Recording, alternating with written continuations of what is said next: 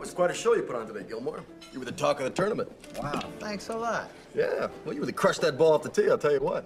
You know, you'd be something in one of those long drive contests.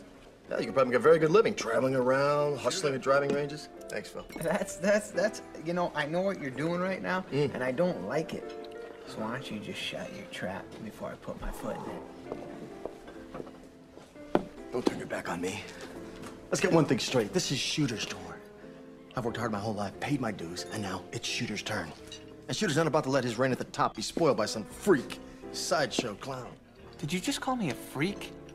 I was on this tour for one reason, money. But now I got a new reason, kicking your ass. Well, I'd like to see you try. Let's do it. Hey, I'm on a golf course. Hey, what is going on here, huh? Oh, I was just looking for the other half of this bottle, and oh, there's some of it right there's some right there too. Why don't you just put it down? Yeah, I know. Just stay out of my way, or you'll pay.